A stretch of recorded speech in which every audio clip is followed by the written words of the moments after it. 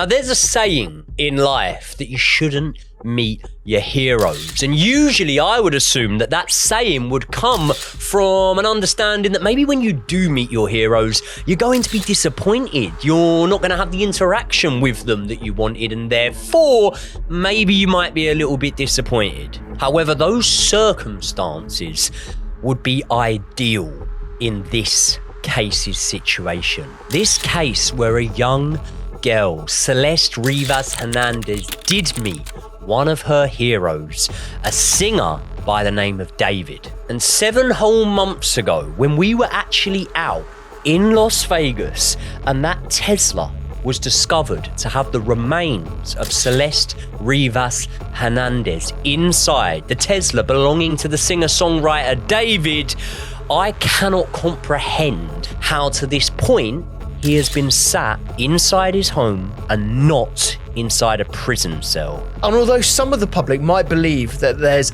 plenty of evidence to send this guy down, we are going to go in depth about why he should be in prison right now and why it's taken so long to get him in the place that we feel he absolutely belongs. So get ready, people, because this is a gruesome tale of a person in a real position of power and using that position, in my opinion, to do truly evil things. This is the case of how singer/songwriter David met, groomed, and allegedly killed a young girl, Celeste Rivas Hernandez.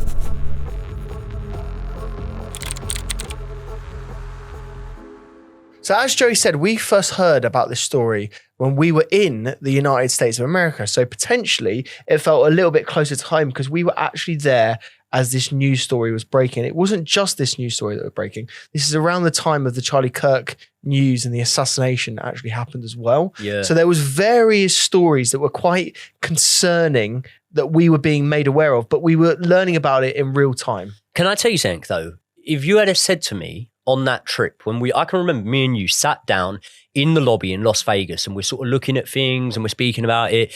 If you had said to me then, by the way, 6-7 months later, this guy still would have not been arrested, I'd have checked your drink, Josh. You're not a drinker, and I'd have checked to see if there was anything in that drink. Yeah, 100%. And this is what we can't believe about the case and why we've got to go into it. And we've wanted to make this video for quite a long time, but what we wanted to do before we did it was try and get as much evidence and information as we possibly can, because I've watched a lot of YouTube and different podcasts about this case as well.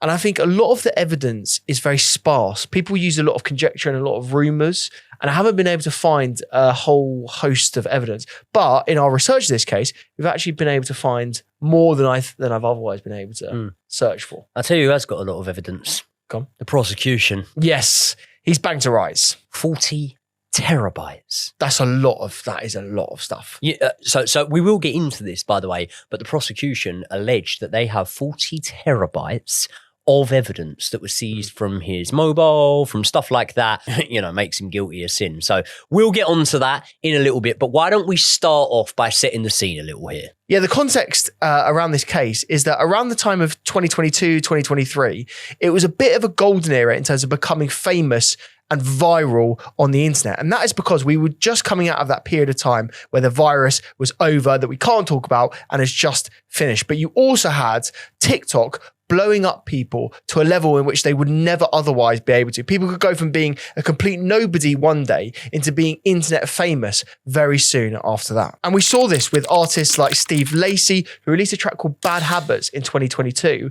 And he was actually the poster boy for becoming a no-name artist into a Grammy-nominated artist. And that was all from TikTok. And Joe, you might not know the song Bad Habit off the top of your head. I'm thinking of Bad Habits Lead to Late Nights. No, that's not the song. No? Completely different song. But this one you would recognize straight away because it was everywhere in 2020. Should I just give you what I assume are TikTok songs? Go on. Just trust me, you'll be fine. Yeah. When I walk, but there's songs. Yeah, and like Another Love has become a TikTok song. Yeah, you know, like I wanna. Yeah. So there's a lot of those ones that I'm not saying weren't great songs, but I think that TikTok really, really propelled them into the charts. And obviously, you can see it even at the minute. Like Madonna's "Into the Groove" is in the charts, and that's a direct result of a social media influencer in gym skin being associated with that song, and it goes to show the power that social media can have, especially when it comes to the music industry, in my opinion. The thing that TikTok really brought in more than anything else was trending audios. Because once you've got a semi-viral track and it goes onto that trending audio homepage, you are going to be propelled to a level. It's almost self-fulfilling. As soon as you get to that list, then bang, you are going to be famous in no time at all. And a lot of artists, execs, managers, agents, people in the record label industry, they will look on TikTok to be able to find the next level of talent. And can I tell you what's funny, right? When the news broke, D4VD, David, I had never heard of him. Never heard of him.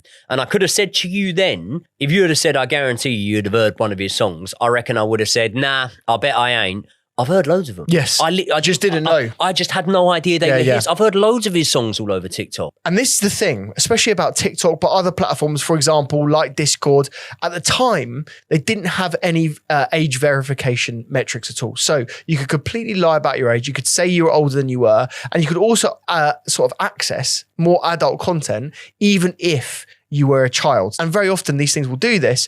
It will become very dark very quick, especially if you're a kid. And you know what it's like when you are a kid, you're always lying about how old you are. I mean, we did this in the MSN days all the time. It was whether you were just trying to show off and impress older kids that were at your school, or you were trying to make yourself a little bit more credible and not seem a child. You're in that sort of like in-between era, wasn't it? When you're like 11, 12, 13, 14, you don't want to be viewed as a child, even though you very clearly are, but you want to propose yourself to be, I'm a bit more adult, I know what I'm talking about. And you know this more than anyone, mate, because you were the youngest of the family. Yeah, well, I mean, I lied about my age pretty much every single day for years and years. Yeah, this is the thing. And it wasn't just on like MSN or anything like that. Pretty much every platform you possibly could, you would have lied about. By the way, when I'm saying lied about my age, not on the internet, I've never lied about my age on the internet. I think people would know what I'm on about, obviously just going into shops. Yeah. I've lied about my age, but also, back in them days. You say you wouldn't have lied about your age on the internet. You would have lied on your age to, I don't know, bet or whatever. Like, we've all done that when we... Yeah, only enter if you're 18 on a certain website. Exactly. Yeah, I'm 18. All the time. This is the thing, and this is why it's so common, but also it shows how vulnerable kids really are. And this is the thing. A lot of people gave the current legislation a load of abuse about, having to access certain websites to show and prove that you're a certain age. But when you think about different true crime cases, different cases that are going on right now when they involve kids, you can understand completely why the government would want to introduce something like this. I don't know what episode it was, but one of our true crime episodes recently got, I wouldn't want to call it backlash because I don't think it is that. And I always absolutely love the opinions of these lot, regardless of whether they're agreeing with us, disagreeing with us, things like that. But I made a comment, didn't I? And I don't know if you remember this. I made a comment that I said, I think you should have to use your ID to sign up to social media. And I don't know why that's controversial, to be honest. Yeah, but it was. And I think the control factor, is something, and this is why I wouldn't say it got to me a little bit, but like, that the negative reaction to that comment is like the complete opposite to how I would feel. Do you know what I mean? Like, because what the negative connotation was a lot of controlling and being able to monitor everything you do and stuff like that. That's something I'm very much against. But when we look at the certain scenarios, obviously we could bring it back to, a footballing perspective, when people have been abused online after matches and things like that. I think there's a case for it, but maybe it's not something we'll go too far into today. No, I don't think we should go onto that debate. Maybe we should do another video all on that. But what I will do instead is try and give you a bit more statistics around young people and the way that they use the internet, particularly in the United States as well, because we're using that as the context of this case. And some of the stats around this are terrifying. So leading with an example first about runaways in the United States. Let's get onto the internet in a little bit. But there are actually 1.5 million runaways every single year of kids in the United States. That's 7% of the US population that are deemed to be going on a runaway or have left home every single year. It's a crazy proportion. That is a mental stat. It's absolutely ridiculous. Really, really mad. And one that's even worse than that I find is 34,000 children every single day in the United States are deemed to be homeless. So again, it just shows you there are so many kids not only struggling with the internet, but also just daily lives in the United States. Poverty, homelessness, it's a huge problem. I think that this episode may uncover or shed a little bit of light, possibly, it might not be your opinion, on why those statistics are so high in terms of runaways. And I'll allude, which we will get onto, to probably the obvious, in my opinion, which is police failings. There you go. And this is the thing. Growing up in the United States is incredibly hard. People look at that country and they go, it's a well-developed nation, loads of money, you know, probably one of the poster boys of capitalism and the ideals of that sort of thing. But young people are suffering more than ever. And I'll explain why. Basically, 11 to 14-year-olds on average spend around 9 hours every single day using entertainment screens on their phone. So literally looking at video content up to 9 hours a day. That's a huge proportion of their waking hours physically on screens. So you can understand how that might affect the way that they think and perceive the world. And as a result of that, 20% of kids between 12 and 17 are suffering from at least one major depressive episode every single year. So 1 in 5 kids actually suffer with a huge depression and a huge mental health problem every single year, which is a huge amount. I think that I would have been the exact same if social media was around, like when I was younger and stuff like that. Mate, even without social media, I remember those teenage years being, completely honest with you, the worst years of my life. Really? Why? And I just think the world was tougher. You felt things more seriously. Like I remember breakups were incredibly detrimental to my mental health at the time. I also felt isolated. I felt like I didn't fit in sometimes. I felt like the world was going to be a very hard world that I'd go into after I left school. I was very concerned about like living a very standard 9-to-5 life and how that might affect me and my happiness. This is why there were so many things. This is why we're polar opposites, isn't it? I had none of those worries. Like I look back and I loved them years. Do you know what I mean? I'm like, if anything, I kind of feel like my world got darker as I got older. Seriously. Sort of yeah. But it's interesting to hear that. And I can very much identify with, not saying that this is your experience, but with the experience that a lot of kids will go through in terms of like, with social media being able to make people overnight famous and stuff like that, the whole clout chasing, by the way, not accusing anyone of this here, but the whole clout chasing thing has very much become a thing.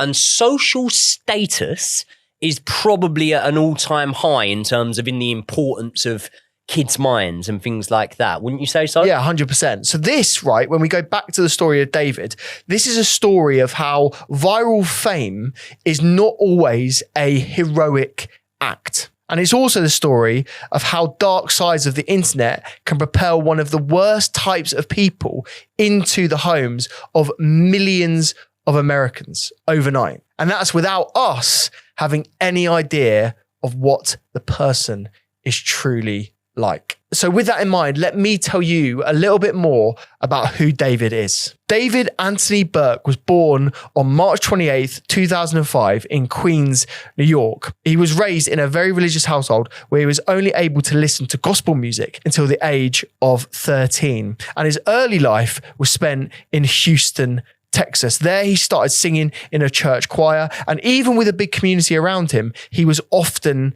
isolated because from the age of around 12 years old, David was homeschooled. And because he spent so much time at home, his hobbies and interests were often based around stuff that you could do at home, like coding or reading anime or getting really into Fortnite. And that game in particular became a huge interest and a huge passion point for David. And that's because, much like many kids these days, in fact, the majority of kids now say that they want to be a YouTuber first before any other job, was that he wanted to become a YouTube influencer and he wanted to become a gaming influencer playing Fortnite. And during this time, he wanted to make ends meet as he was growing the channel. He wasn't earning a lot of money at the start. So he started getting a part-time job at Starbucks, but he very quickly got fired from this job because he was giving out discount codes unwittingly, unknowingly to trainees. And this got him in so much trouble that the manager actually said he might call the police and actually tell them what they were doing. He saw this purely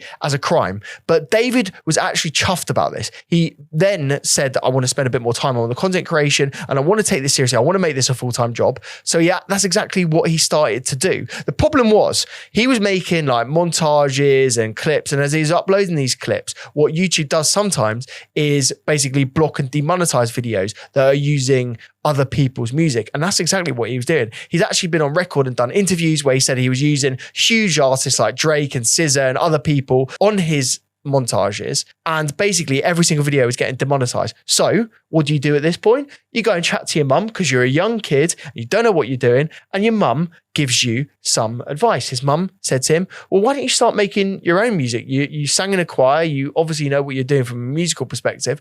If you start making your own music, then you won't have this demonetization problem. And luckily for David, by the way, in this situation, because most mothers would give you that advice Relevant stop wasting time. Whether you're good or not, right? Yeah. So I think luckily for David in this situation, look, I don't think there's point in rewriting history because, in my opinion, this man's a fucking awful person.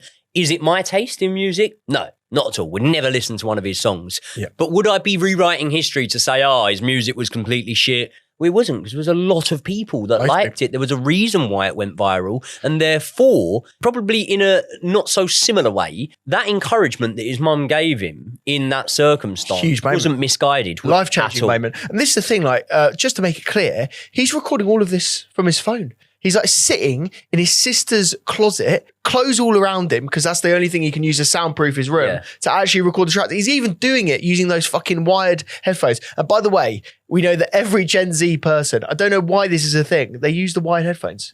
What is that? Because we've left those wired headphones behind. But they're very cool. Apparently it's the microphone. That's what I've heard. That's why. Yeah, you always see him talking straight into it. But it wasn't just that. He was also recording things in restaurant bathrooms. He was recording basically wherever he could.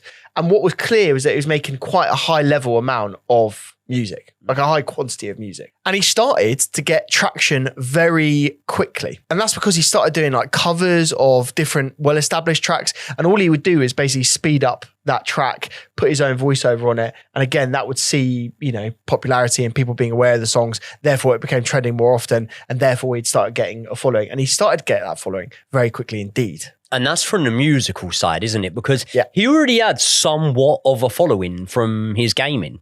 He wanted to be a gamer. Pretty much. Yeah. You know what I mean? It's like me ended up doing podcasting, but I wanted to be a footballer or something like that. It was, oh God, I don't want to use the word fate, but it was very much, he ended up in the place that he did rather than the destination that he was trying to drive to. Yeah, this is the thing. Often in life, it doesn't go the way you necessarily planned. No. And I think that's clear in many different ways for David, if we're being completely honest. But yeah, his music career was blowing up. Basically, by July 2022, he released his first original single, which was called, Romantic Homicide? Romantic Homicide. If that's not a sign of fate for what's going to happen, I don't know what is. When did he release it?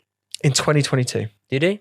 What date? Do you know? July. July the what? I don't know. Might have released it on someone's birthday. That is a disgrace. I think that's another track, actually. Oh, really? Yeah, September the 7th. Okay, I might be wrong. It was September the 7th. That is her birthday, yes. He released one of his tracks on Celeste's birthday. I was wrong on that, yeah. There you go. But still Good to say... I've got the fact check. Yeah, exactly. Yeah. Exactly. And in this video for Romantic Homicide, you see him dressed up in quite smart gear with a blindfold on, and he's covered in blood, and he's singing to... I'll just show it on screen right now. We're going to have to put it in black and white. It looks a bit strange, Joey. It does look a bit strange. I'll tell you what, though. Eminem walking out in a jumpsuit with a chainsaw probably looked a bit strange. It didn't mean he was going to go and chop anyone up, did it? And he didn't, did he, Eminem? It didn't. Did he not? I don't think so. As far as I know. Said that. You asked me that in a way where you're like, have you heard about Eminem? Oh, no. And as far as I know, Marshall's clean. He seems like he's a pretty stand-up guy. Yeah. 7 Mile is one of your favourite films. 8 Mile. 8 Mile. I was going to say. 8 Mile is one of your favourite films of all time. Can you do the rap? In a trailer. Can you do the entire sort of initial rap that he does? I think you could as well. This is why I asked the question. Yeah. We're not going to do it now. And to be fair, much like the start of Eminem's career, David's popularity grew immensely quickly. And that was, again, all down to TikTok. There were music execs that were watching these TikToks and they were hunting for new artists. And that is exactly what happened. This got so much popularity that pretty much every single reputable label was getting in touch with David, going to an email address that was associated with that TikTok account. And his parents were basically being made aware of this entire interest. They thought that this was so ridiculous that each of these emails must have just been scams. They actually didn't believe that they were coming from the record labels. There was nothing in their son that could propel him to that level of success. So what they did is they actually ignored all the emails and stopped worrying about it. It was only until they kept pestering, kept going on about them, and they checked these people out that they realized they were real record labels, and he signed his first deal. Doesn't surprise me in a way that they didn't realize the gravity of those emails they were being sent, because I don't know how old David's parents are, but I can speak from my own experience. Like my parents obviously know, about financial stuff and stuff like that in my life, but like you'd be surprised how little people actually realize. Like how often do you get people say to you, so what do you actually do though? Yeah. You know what I mean? And I'm like, I do YouTube, mate. What you know me for? And they're like, no, but what's your job? Yeah. And it's like, how do I answer this about sounding big-headed or something? You know what I mean? So I think the fact that his parents didn't understand what a big deal was being made of their son's music at that time probably sounds a bit shocking, but because of my experiences, isn't even that surprising. Yeah, exactly. And this is the thing. He was signed to huge record labels. Like basically the ones that he ended up signing to were Darkroom and Interscope Records. And that was in September 2023. And this was before he'd even graduated high school. So he was very much still a child at this point. And this is a huge deal. Just to put context in this, those record labels are the ones that Billie Eilish is signed to. And by 2023, he was opening for SZA on her SOS tour and released Petals to Thorns, and his tracks were featured in Amazon and Netflix TV shows. And in early 2025, David debuted his first studio album called Withered, and he was a headliner for global festivals, and he had over 3.6 million TikTok followers, which is very close to the amount that Joey Knight has. And he also went viral for backflipping on stage at Coachella. And at this time, David was known as a very sort of like wholesome, very approachable character, was very well respected in the industry, so much so that he had huge brand deals, including people like Hollister, who basically only sign the sort of, the cleanest looking sort of, happy brand ambassadors you can possibly imagine. So that was a huge deal. But he also had a huge agreement with Crocs. So I know you're a big fan of a Croc, but that was also a massive deal as well. So you can see big brands, lots of followers, everyone was following him. He was very much a sort of like golden boy of the industry. And he was so young that he had a huge career ahead of him. I've watched a few interviews of him. Is it GQ or someone like that did an interview with him? And you know how sometimes you like see people's characters and you go, yeah, well, the writing was on the wall there. Do you know what I mean? None of that. None of that. No one got that. Very much to me says that this man was hiding in plain sight. Yes, and this is the thing, right? By the middle of 2025, there had been some rumours starting and they were swirling, and there was a significant amount of speculation about David's involvement with a young girl. Well, you described some rumours there, Josh, and this is the first point in the episode where I think I might have to go against you, because I would say there were a lot of internet rumours swirling around, specifically regarding a girl known purely as Celeste. So let's learn a little bit more about Celeste Rivas Hernandez. We've already talked in this video about the dangers of the online world, and I feel like it gets worse every single time we sit down to record a video. And that's because your personal data is being bought and sold by people called data brokers. They have access to things like your home address, your personal information, even the way you potentially might vote. This means that people like employers or scammers or random strangers on the internet can look into your personal information. And that's how identity theft and fraud happen on a daily basis for so many of you. And you often tell us about this. Now, you could try to remove it yourself, but we found that takes a crazy amount of time. And let's be honest, who actually has time to do that? And that's why we always use Incogni. Incogni contacts the data brokers on your behalf and demands that your information is deleted from their databases, and they keep doing it to make sure it stays gone. And they've just launched the unlimited plan with custom removals. And so if your information appears on a random website, you can paste that link into their privacy team and they will personally work to get it taken down. And to get signed up to Incogni is completely simple. Just click the link in the description below, create an account, and then just give them permission to start work and they will handle the rest. And the good news is that you will get up to 60% 10% off an annual plan if you use our link, which is very simply incogni.com/Joey and Josh. And remember, you can also use the code, which is also very simple, just Joey and Josh. And the price of Incogni works out to less than a cup of coffee every single month. And it's totally risk-free for 30 days. So if you want to take control of your personal data and wipe anything you need off the internet from the internet, then all you have to do is trust Incogni. Thanks so much to them for supporting the channel, and thanks so much to you for supporting them. Now let's get back into the video. So on September the 7th, 2010, Celeste Abigail Rivas Hernandez was born to parents Jesus Rivas and Mercedes Martinez. And as a child, Celeste loved to sing and dance. She was a performer. She was popular at school, and she was described as having a tight group of friends. But Celeste's home life wasn't straightforward. She did have an up and down relationship with her parents and her siblings at times. However, I do think that the media narrative that I perceive has gone a little bit over the top with the sort of fragilities and turmoil inside the family home. Now, a lot of that comes from the amount of times that she was reported missing, which we'll get onto. But I do want to speak a little bit about the sides that I don't feel the media have shown to Celeste Rivas Hernandez's home life. My assumption is that Celeste was quite old for her age. Fiery, maybe a little bit of a wild child. I'm one of 5. I've literally got sisters who were also like that, and they grew out of that. So you'd never judge someone's character really when they're 13 years old. And that's one of the things that I feel the media maybe, I don't want to say I've overstepped a line with, but there are a lot of articles I've seen where I think that Celeste probably hasn't been portrayed in the way that a 14-year-old girl would deserve. The point I'm trying to make here is that I don't think anyone should be judging and forming opinions on a woman who's not fully even developed. Like, your personality at that sort of age is not what it goes on to become. And although this has never really been portrayed in the media, Celeste did have a lot of good times at home. She did have a good relationship a lot of the time with her parents. She used to enjoy weekly Friday night movie evenings with her mum, dad, her brother, and her sister. Now, the identity of her sister isn't really out there, and you've got to remember that even though you could technically find it, what is the point? I'm led to believe that Celeste's sister is younger than her.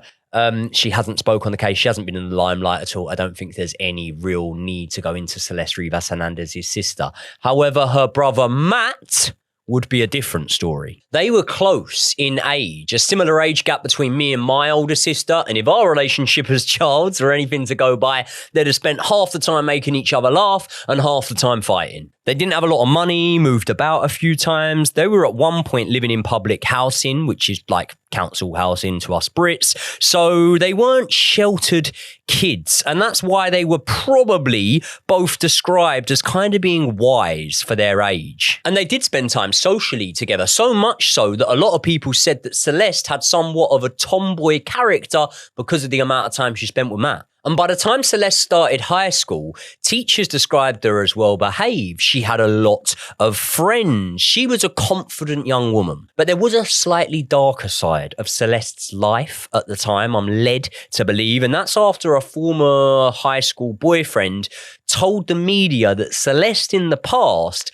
had told him that she wanted to run away from home. His wording that he used was that she described her parents as being mean. Now, Josh, mean at 11 or 12 years old can be anything, really. It literally can. They could literally have just told her off. You're not allowed to your friend's sleepover. But this is the thing. In these cases with the parents, you never truly know. So we are speculating here. But yes, you know what 11-year-old girl is like. She could literally have got, mad over a very innocuous comment. It could have been, you're not allowed to wear that out. You're not allowed to stay out past this time. It could have been anything. So we're not going to speculate too much on that. However, at this point, although she had mentioned running away, it's key to note she had never run away from home. But in 2022, when she was around 11 years old, it's alleged that she gets into contact with the up-and-coming singer David. And this contact that I speak about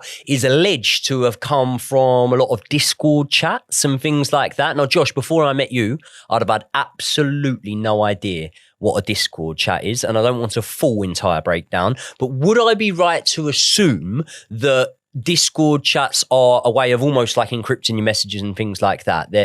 No? It's literally MSN for the modern era. It could not be more similar to MSN if you tried. So pretty much carbon copy. What I'm saying here is, I suppose that it was quite out in the open that they were in contact with each other, because most of it was through Discord chats, and there was often, screenshots that circulated of David saying, "Is Celeste in here?" about that Discord chat. Yeah. This is the thing; they're completely public. I mean, it depends what server you're in.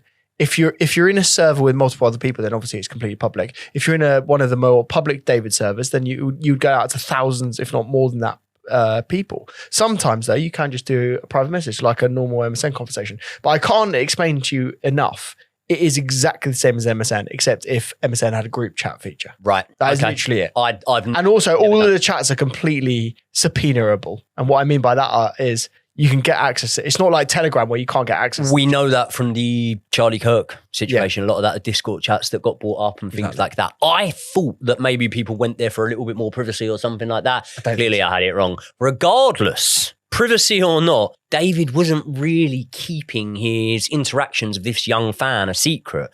And it's obviously alleged, but there is an Instagram account that is heavily believed to belong to Matthew. Yes. Celeste's brother. Yeah. And Matt has interacted off this account, allegedly, with multiple people that have since posted screenshots and stuff like that. And he said that Celeste was very, very young when she started talking to David. And David was about 17. The relationship between the two intensifies after they connect online, and the strangest thing is his whole online community know about it. Not everyone, but there are loads of screenshots flying around showing David messaging in forums, and his relationship with Celeste was known. There were other users that said, "Oh, I think he's got a girlfriend called Celeste," and things like that. And then the relationship goes from online to physical. Celeste's brother has now claimed that he and the family knew about Celeste's relationship with David and that he would sometimes pick her up from the house. Now, can you see why massive eyebrows in terms of safeguarding would have been raised in that situation if that allegation is true? I find the case of the parents involved in this case so difficult to reconcile. Like, there's a lot of evidence to say that they might have potentially been bought off or given money or basically, paid for their silence in this case. But there's also plenty of evidence to suggest that they actually were reporting her missing and that they were very dutiful parents that were operating in a very normal way. And in fact, they started searching and they did everything that normal parents would do.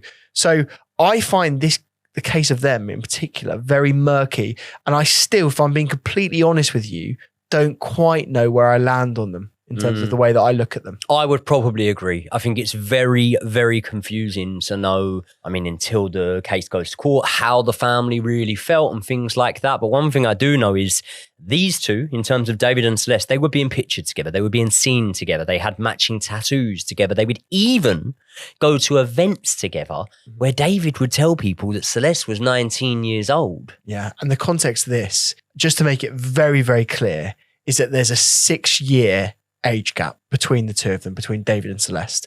And that might, for some people who are in relationships when they're 30 years old and they're going out with a 24-year-old, not seem that bad.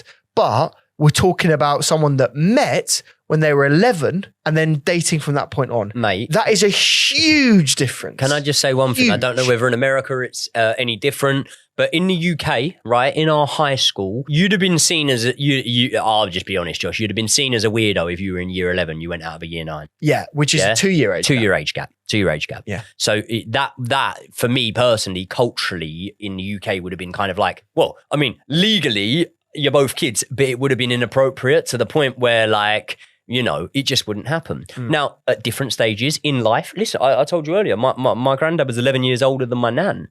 The difference being he met her when he was sort of in his early 30s and she was a woman and developed and stuff like that. And the main thing I would say here, which I always bring alongside the age gap, I think that age gap's significantly different depending on when one of the people involved is a minor, clearly, but not only that, when you speak about that age gap, you've got to remember that David's influence is being heavily used as well here. So as well as the fact that he probably, when you assume the age gap, is going to be more emotionally mature and know a little bit more about the world, not only that, as I say, his influence, you know, being a star at this point and this young girl being a fan of his is something that I believe he's used to manipulate this girl here. Yeah, 100%. And this is the thing. This is a tale as old as time, isn't it? Pop star celebrity takes advantage of a younger fan. And we've got to do more to try and safeguard these young children, to be honest with you, because it happens over and over again. And it most certainly happened in this case. So now we jump forward a couple of years. David and Celeste have stayed in contact. David's got older, Celeste's got older, but it's still very much illegal. And this is the point where we will speak about Celeste's family, because there was a headline ran. Right. And again, this is when I speak about Celeste's family life being painted in a picture that I don't think is too fair. There was a headline ran that police had visited the family home 11 times in roughly the 2 years prior to Celeste going missing. Now, obviously, her family reported her missing to the police 4 times. So straight away there, Josh, there's 8 visits, isn't there? There's a visit. There's a follow-up visit. There's 8, right? They lived in rough neighborhoods, things like this. That spin of the police visited the family home 11 times, in my opinion, was something, I'm not saying it was deliberately done, but it was something that portrayed a chaotic lifestyle between this family. And listen, if a girl's running away from home and she's being reported, I'm not denying that it was that. But I do think that actually, when you contextualize it and say, well, yeah, she was reported 4 times missing, run away from home, every single time an officer would have gone over and done a proper interview and whatever, that's 8 visits just there. I don't think that number of 11 is as shocking as it has initially seemed. Really, I think 11 times in a young household is crazy. I think to go and see someone 11 times, I feel like it's a lot. I worry about the state of the family if someone's going 11 times, irregardless of the context that you've just given. Even 4 times for a missing child. I mean, I worry about the welfare, the health of the child. I worry about what's going on in the family home to mean that she wants to run away 4 times. I mean, I worry. Remember, it doesn't mean that they're guilty. It doesn't mean that these are awful parents at all. But it's worrying, is it not? Is it not concerning? Remember that doesn't mean 11 times in connection to Celeste, by the way. Yeah, fair enough. She was. I believe she was one of 3 children, 5 siblings in one household. So again, like I'm saying, I'm not defending it, and yeah, I suppose 11 times is a lot. But at the same time, I think let's not jump to conclusions about the context here. And 4 times was the amount of times that the parents of Celeste reported her missing to the police. One of these reports was on Valentine's Day in 2024, and her mother reportedly told the police that she believed her daughter was with a man named David. However, I don't think she had let the police know that David was D4VD, the celebrity David. I don't know that for fact. That's just my belief. She had basically met him and she had not returned home, and that's why they had reported her missing. Eventually, she did return home, but these police reports continued because just a month later, in March, she does the same and her family report her missing again. And then finally, on the 5th of April, 2024, Celeste's family report her missing for the final time. And for the next year, it said that the family were searching for her. They were putting up posters and telling people about the Hello Kitty sandals that she was wearing when they last saw her. But what I just can't really get my head around, Josh, is if you're searching, you're putting up posters, you're spreading awareness, why don't you just say, we think she's with the singer, David, because her brother has claimed that he picked her up from the house and stuff like that. So clearly, no, am I being crazy here? They must have known. This is the thing. I just don't understand this, because they could quite easily have solved the case, as it were. If she keeps running away, keeps going missing, they could say to the police, we think she's with this exact person. This is a singer called David. We know exactly who he is. They might even potentially know where she's going, by the way, as well. So just say that to the police, and then the police could have made their relevant checks, and they wouldn't need to keep going to their family home as well. There's something about this that doesn't quite add up. Well, during that time, David did a stream, didn't he? Yeah. Where a girl had her hood up, had big glasses on and whatever. That was Celeste. Celeste's brother, Matt, if it's to be believed that this Instagram account has come from Matt, knew David. He said he had met him once, and therefore he would have seen his sister on that stream. I don't know. For me, it's incomprehensible that they wouldn't have known that she was with David. But after that stream, she's rarely seen or heard from. And the last official sighting of her was in April 2025, when she, 14-year-old Celeste, was entering the home of 20-year-old David. So Josh, why don't you tell me what had really been going on during this time? So I think what is abundantly clear during this time is that David was grooming Celeste. I think we all know that based on the evidence that we've seen online and throughout this case. But let me explain exactly why we've come to that conclusion. So Celeste was known as being an active member in this Discord, and David's Discord, I should say, for as long back as 2022. And again, she was incredibly young. I think she would have been about 12 at this time, which is particularly concerning because within that Discord server, she was frequently being described as David's girlfriend, even though she was of that age, which clearly a lot of the other Discord members didn't know, but some did. And not only that, there was proof, as Joey has just said, that Celeste was actually even in live streams physically next to David shooting content together. And again, this was in 2024 when she was just 13 years old. And in that live stream, again, I've got to speak in, I suppose, generalities here because I can't actually say what she exactly said, but she accused David or said, "Is it bad that you're graping kids?" So again, she's actually trying to almost do like a cry for help, and she wasn't listened to or seen at this time. And as she does that, David does what, of course, he was going to do, panics, asks for the stream to be turned off completely, and also says to all of the mods that are watching the stream to delete the stream, delete the VODs, make sure that no record has been captured. The problem is that people had already recorded it. Yeah, but the other problem was that he had so many young fans who just weren't aware of the dangers of what was going on. Some people are recording it. Some people, and I'd say probably more, are actually doing what he's asking them to do. The support this man had baffles me. And this is the thing, it's not just the fans, I suppose, it's all of the hangers-on, the agents, the managers. I mean, it's all going to come out in a potential court case later on, which we'll go on to. But my God, there's a lot of people involved in this. And I will just say, you should go and have a look on our TikTok. We covered this at the time in short form content. And he's even now he has some support. But back then, he had a lot of support, which blew my mind. But there you go. It did. And so going back to all of the evidence, it wasn't just what I've just described, but also the two, David and Celeste, both had matching tattoos on their index finger. So, one, you might just say that's completely coincidental, but what if I told you that logo, that sort of tattoo was actually captured in a song that David wrote? Yeah, there's a lot of people that I've seen online that have pointed to the fact that I think, is it Rihanna has got the shush tattoo on her finger? A lot of people do, apparently. There are a few people that do. Again, though, too coincidental for my liking. Well, what was if I told you that the lyrics from that song actually went something like this? The song was called Celeste Demo Unfinished, so it was never actually released, but Celeste is in the title of the song, and it was actually sort of, I suppose, shared, not necessarily released as a track, in 2023. The song actually says, "Oh Celeste, the girl with the name tattooed on her chest.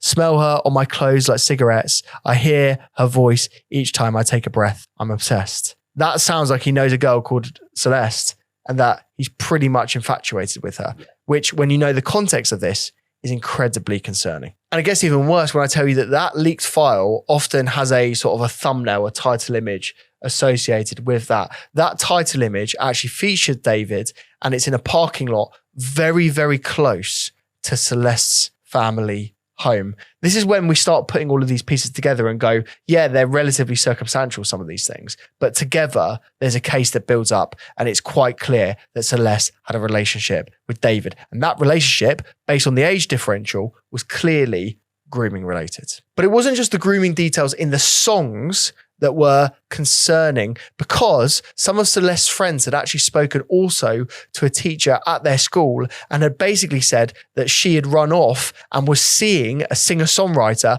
that was made famous from TikTok. There's actually footage of that teacher then speaking to the class, the people that knew Celeste, and actually warning them of the dangers of social media. And do you know what else there's footage of? There's footage of David, 80 miles from his home where Celeste's school was. And you can very clearly see in the footage, and who knows what he was doing, but he looks like he's handing something over to a school kid or someone that looks to me around the age of a school kid. And the reason I say this is relevant is because claims have since been made that he was paying people off that knew about the inappropriate relationship. Yeah, and it wasn't just friends either. There's been a lot of rumours that potentially he was paying off the family too. And this might have been why, as we discussed earlier on, that they weren't actually saying his name in particular to the police. And there's also rumours that David's manager purchased or rented, I should say, a property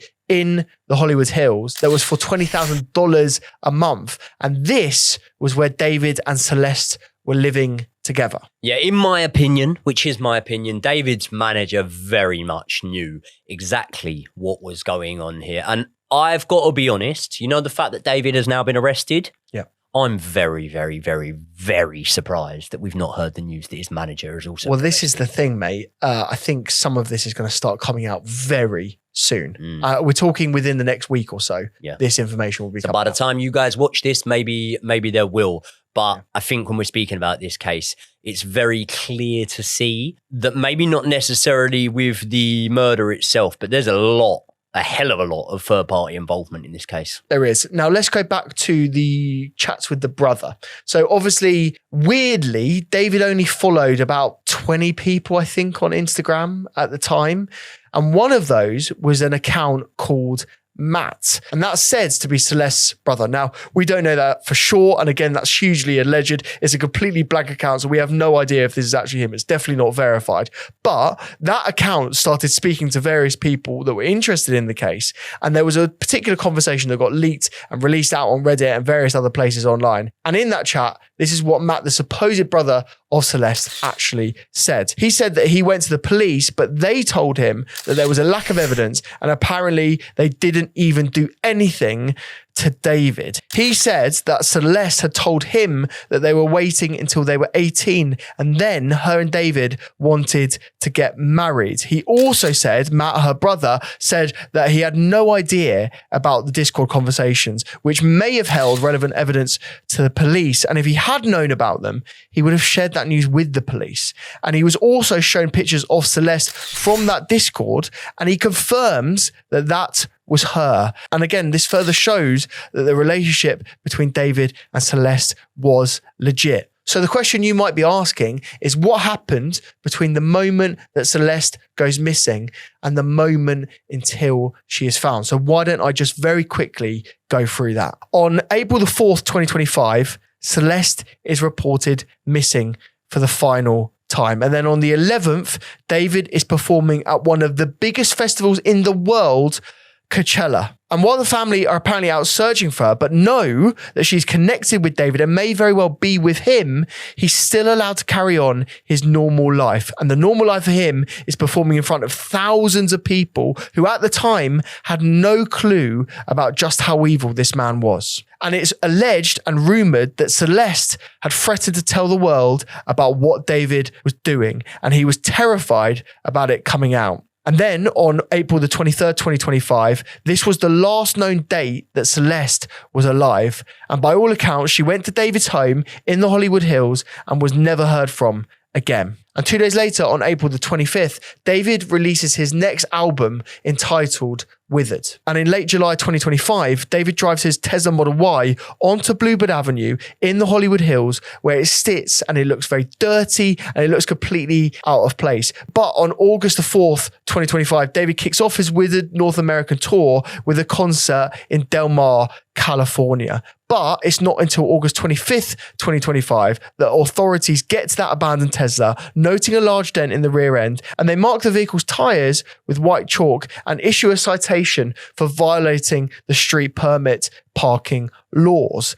And then on September the 3rd, after exceeding that parking limit, the Tesla is officially impounded and towed into the Hollywood tow yard. On September the 7th, 2025, what would have been Celeste's 15th birthday, David released an Instagram post promoting the upcoming deluxe version of his album. And a day later, on September the 8th, 2025, authorities in that vehicle pound noticed that there was a very strange and foul odour coming from that vehicle. And Joey, you're going to tell us now why that was the case. Well, that was the case because very tragically, that Tesla had the body of 14-year-old Celeste Rivas Hernandez inside. And be prepared, people, because I am about to tell you some of the graphic and gruesome details that were discovered when her body was found. So if that's not for you, then this is the ample time to skip forward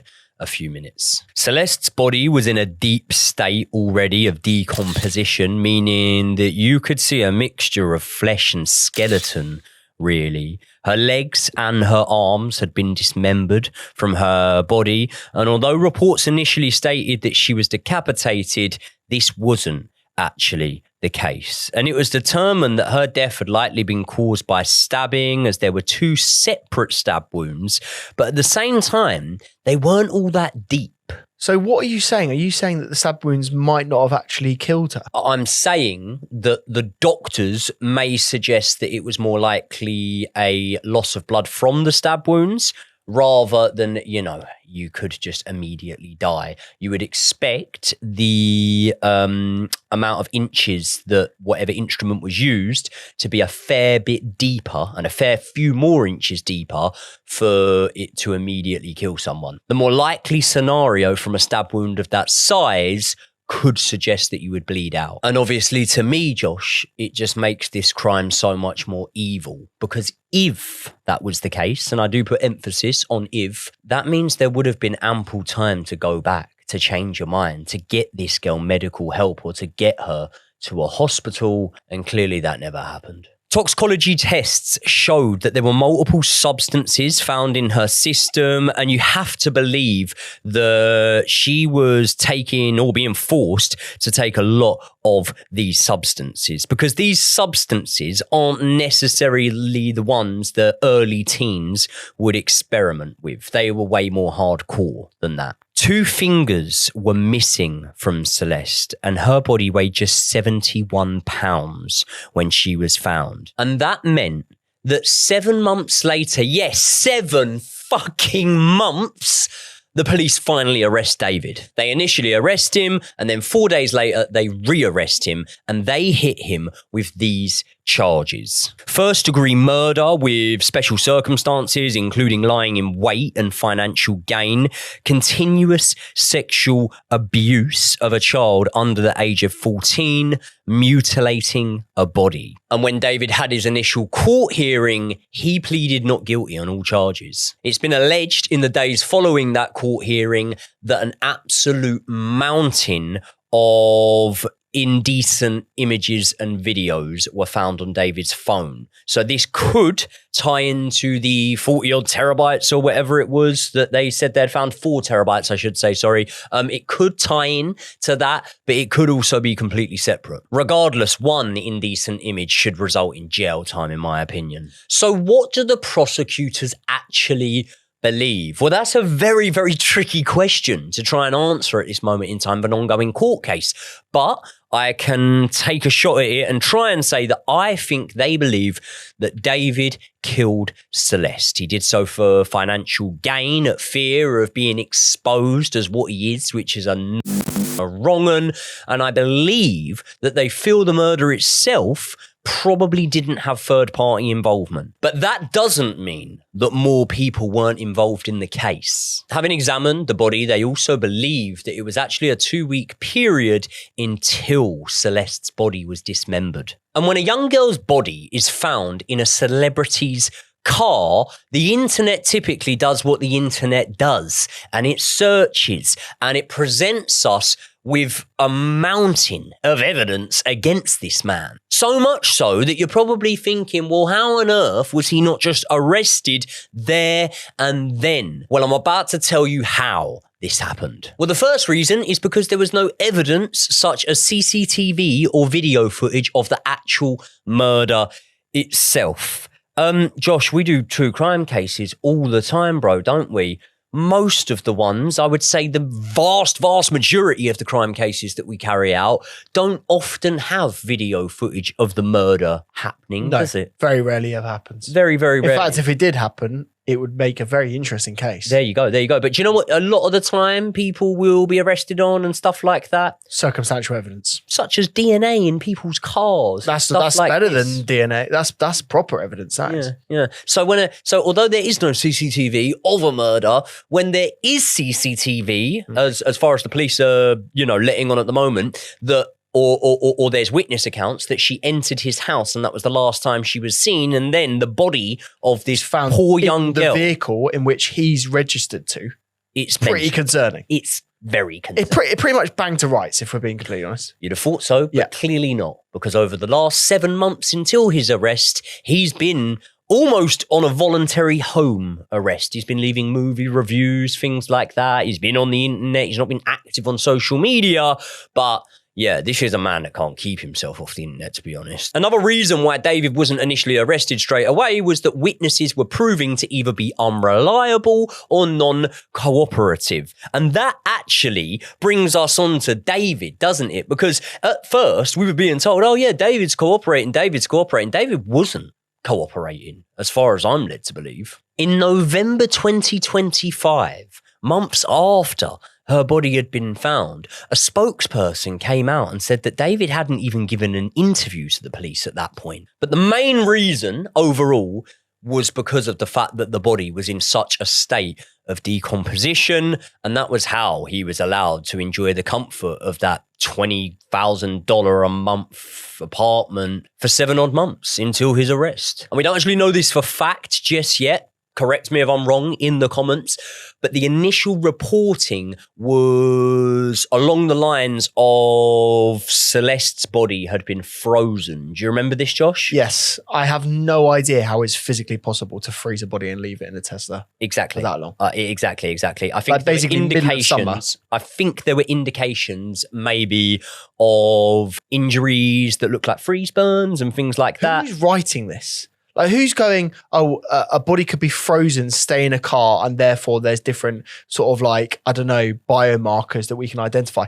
I mean, come on. It's pretty obvious. Yeah. It's not frozen. It's ridiculous. Well, again, this is Someone something was something that was heavily reported at the time. I know. Like, we're speaking about stuff that we've always said, listen, this could be internet rumors and stuff like that. This was heavily reported at the time. Major mainstream news stations were running with this, and they weren't officially stating it, but they were reporting on it. Do you know how much David earned in the months after her body was found? Surely the police just control his money at that point. Surely he can't be earning any money. I'm going to say 0.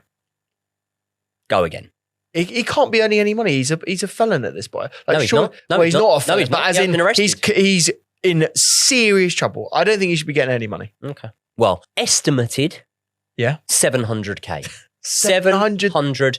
$700,000. And you've got to understand that there would have been a lot of people like me who didn't know who David was. Yep. And therefore, they would have flocked to Spotify, social media, stuff like that to have a look. There would have been a huge spike. Obviously, that has now come down. But there have been reports that his management, in the meantime, because of the lack of arrest, were able to move around assets and stuff like that, which may benefit this absolute wrong'un. If those reports are true, then I really do hope by the time this video has been released that there have been more arrests made. And I don't think it takes a genius to work out who I think needs arresting. So Josh, why don't you tell me a little bit of information as of today where this case stands right now? Yeah, exactly that. So we've got a few things that are upcoming now. And the first one is the preliminary hearing, which is due to happen on May the 1st, 2026. During this hearing, basically you hear lots of different evidence. You basically get the case that the prosecution and defense are going to be given. Usually what happens between that being announced and the actual hearing itself is that quite a few months go by, whereby both sides accumulate evidence, they bring forward their case, and therefore they have enough time to do that. Because as you can imagine, pulling all of this evidence together is a very time-intensive thing to do. But the defense in this case, led by an attorney called Blair Burke, have made a very rare move by exercising their right to have just a 10-day window between that period of time. And obviously, every suspect has a right to defend themselves. Does this defense, is it obviously Burke isn't the most uncommon name? Do you know, is this a relation to David? Because his surname's Burke, isn't it? No, I don't think it is a relation to him. Oh, okay. But I think it's a massive coincidence. But imagine if it wasn't. It's a lot of coincidences. Exactly. But I can only think that the defense is doing this because they know that there's a lot of evidence out there, but the prosecution haven't had enough time to potentially pull it all together, which means that he'll get a more favourable case if it's seen quicker. You know, when you say about all this evidence being put together, and it takes a long time, and I do get that. Like if it's 4 terabytes, I think earlier on in the video I might have said 40 terabytes. I think it's 4 terabytes. Yeah. 1 terabyte is fucking ridiculous. I mean, a terabyte is a huge amount of information. This laptop, that's a terabyte. Yeah. And I'll tell you, mate, this is full to the brim of videos, boxing, football, this, that, the other. To have 4 terabytes worth is enough to send you down for a very long time, even if there was no murder committed here. Even if there was, having 4 terabytes of that would send you down for a very long time. Well, this is the thing. I'm glad you mentioned that 4 terabytes of data, because in this preliminary hearing, this will be the first time that the judge and other people around this case will actually be presented with this data. I think at this point, it's unclear whether the public will sort of get a vibe of how bad this information actually is. Obviously, they're not going to release it how clear it actually is, as if we were in the jury. But we might, at this preliminary hearing, know a little bit more about what the imagery actually is and how bad it is. So obviously you can imagine that the preliminary hearing is going to be a huge date. And if you want us to cover that hearing and the outcomes from it, then let us know in the comments and we will consider doing a follow-up to this video. There's also been other breaking news. Apparently there have been 3 different occasions where there's been private sort of like hearings where evidence has been presented and people have seen, the jury I should say, have seen that evidence and actually done some hearings so far. And as part of that, you obviously get witnesses testifying and being on the stand. And very soon we're going to find out if those witnesses are people from David's inner circle, including people that Joey's mentioned earlier on, like the management, like the agents, like his friends. And if they are implicated and provide witness statements, then that's going to be very interesting for the full-blown court case that comes out very soon. And finally, we still don't know if the prosecution are going to seek the death penalty, mainly because they're waiting for that initial hearing to be concluded. Once it is concluded, then they'll release that piece of information to the public. I can only expect that they will seek the death penalty if that's an option based on the jurisdiction of the trial, because I think in California, I don't think there is a death penalty. So there's a death penalty on the line for this trial. However, do you know the last time someone was sentenced to death in that state, even though the death penalty's been on the line? I didn't think in California the death penalty was a thing. So there you go. You tell me. Oh, so I'm hearing that the death penalty is potentially on the line, but it's been something like 20 years. I think it was 2006 that it was last imposed. There you go. I mean, based on the evidence and the level of this crime, I can understand why it's being considered. Understand? I'd fucking do it myself. Exactly.